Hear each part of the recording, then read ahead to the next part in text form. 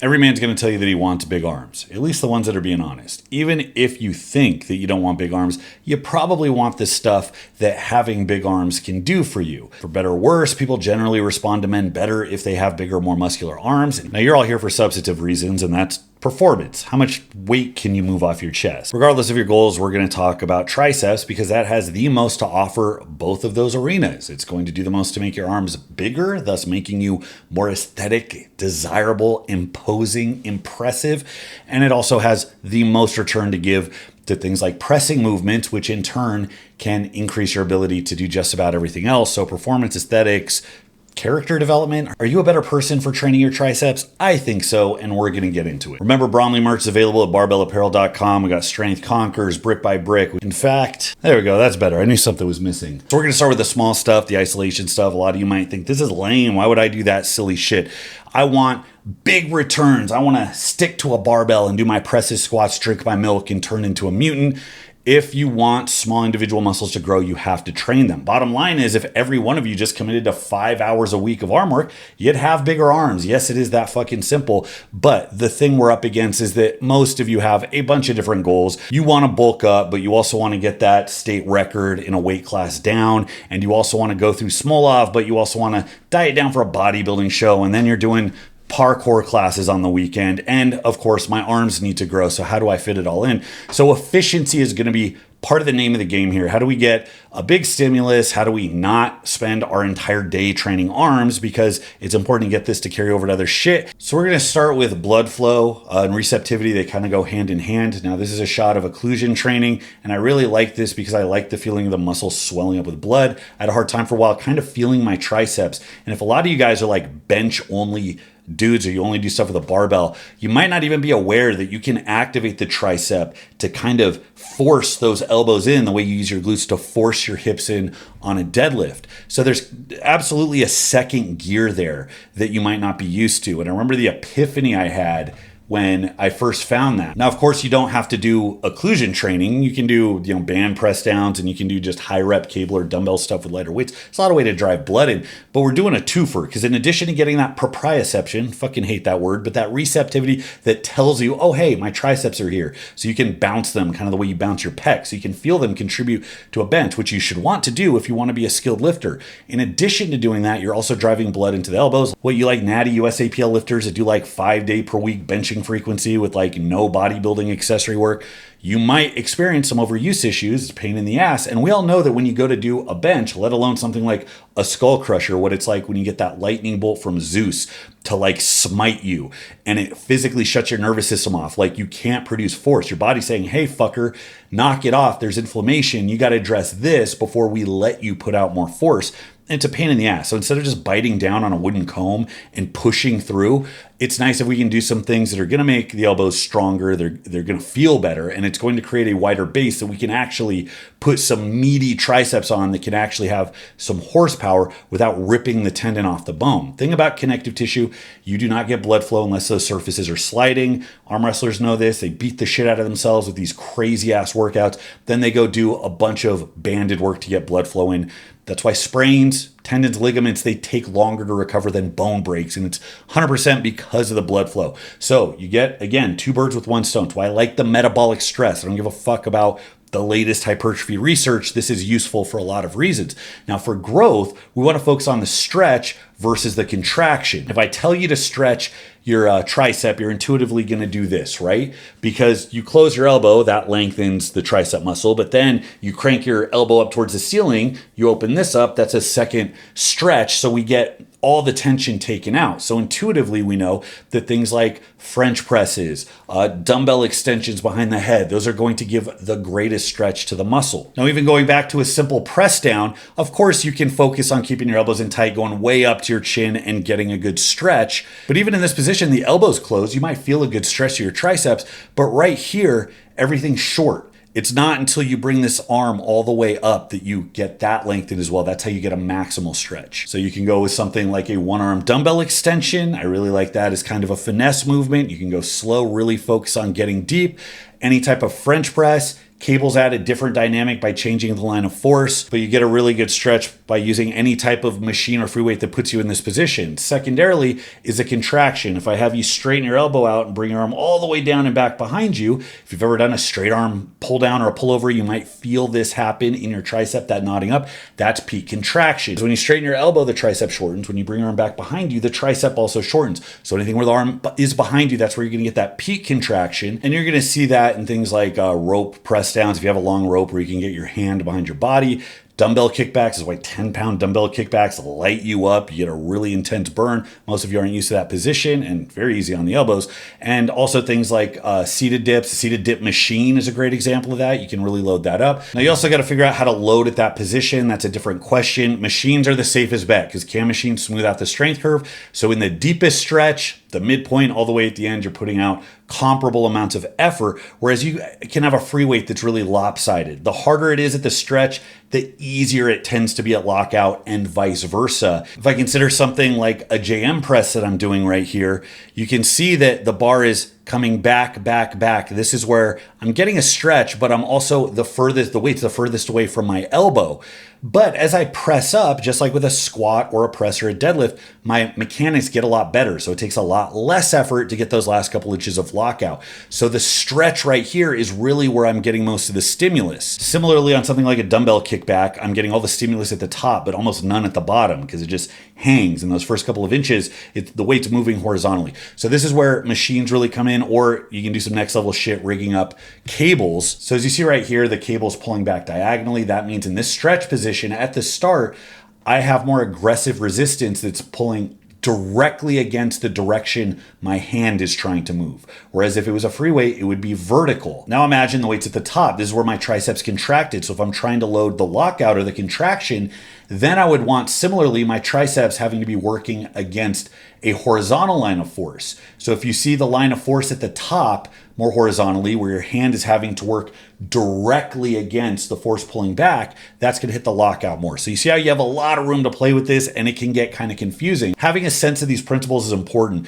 but really you just need a couple of good exercises in your back pocket that let you know that you're doing one or the other. So for a modified skull crusher, this is a staple movement, lying down, letting a weight down to your forehead. There's a bunch of ways to modify this. So this Alex Leonidas right here, the artist formerly known as Alpha Destiny, by reaching back behind you, not only are you getting a bit more of a stretch because that upper arm is closer to that fully extended position, but you're also changing the strength curve because as you lock out right here, the weight's pulling down, but you have this horizontal moment arm between the weight and your elbow. Whereas if you were completely vertical, the weight would be stacked over, all the tension would be taken off the tricep. So I actually like this form because it's a bit of column A and it's a bit of column B. You're getting a bit more stretch on a skull crusher and you're getting a bit more work at full contraction. So it smooths out in that way the strength curve just a little bit. It's also going to force you to go a little bit lighter, probably going to be a bit easier on the elbows. Now this is an example of a contraction focused modification to a skull crusher. By going on a decline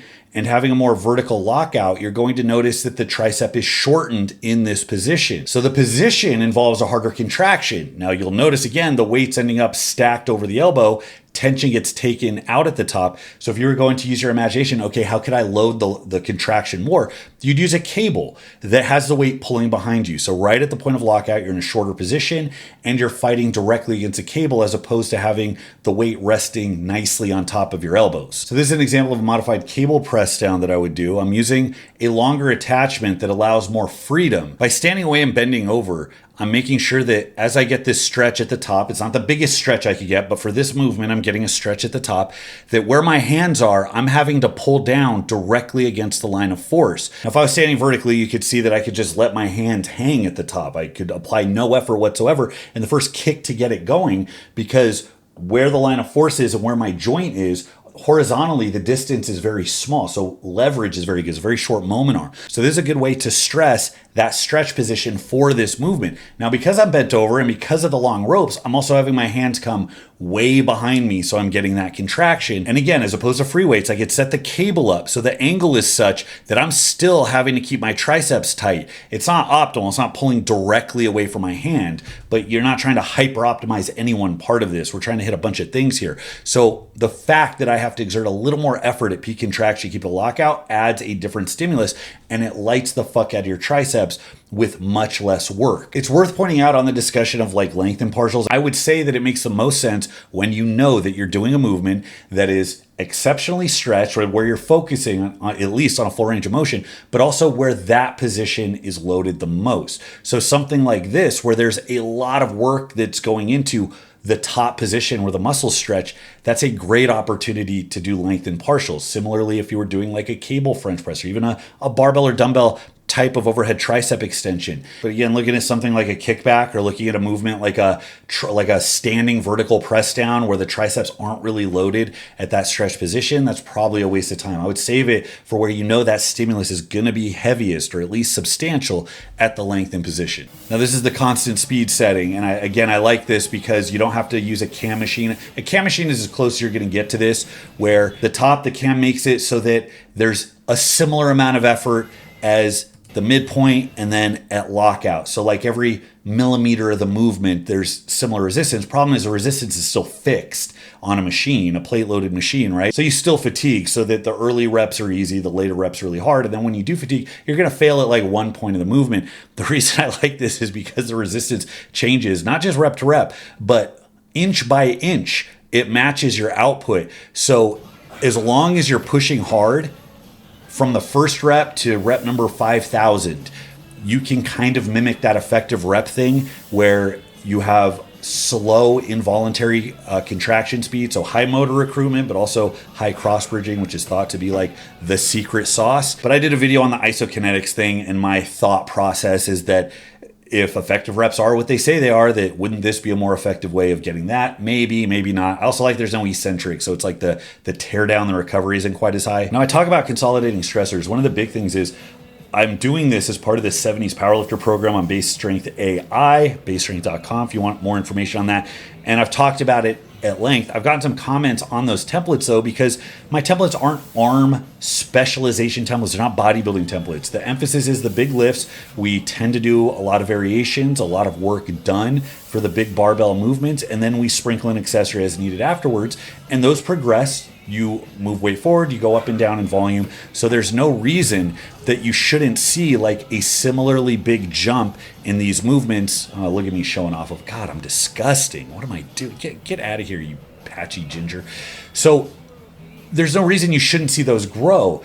But sometimes that's not enough. Given the emphasis is on the barbell stuff, this is a great reason to implement things that we can consider are probably a bit more effective rather than just doing a run-of-the-mill variation that's pretty good that, yeah, we can progress. We have room to get more out of it, especially if you want to get more in the way of arm growth without having to do a whole shit ton of extra work that's just going to compound stress and make recovery for those big movements. The surest fire way to fix something that's wrong is to do more work. But again, if we run into the problem of we have a lot of work that's dealing with a lot of stuff that takes a lot of resources from us, how can we approach this a little bit smarter? And that's where this stuff comes in. And that's why I absolutely believe anybody should be able to run something like Bull Mastiff Block 70s Powerlifter with the amount of arm work there. It's not an exceptional amount of work. It's very doable, but it doesn't need to be. It should only be after you've implemented this stuff for a long time that you do the advanced move, which would be a specialization program. And then you take 8 weeks, grow your arms a little bit, let everything else recover.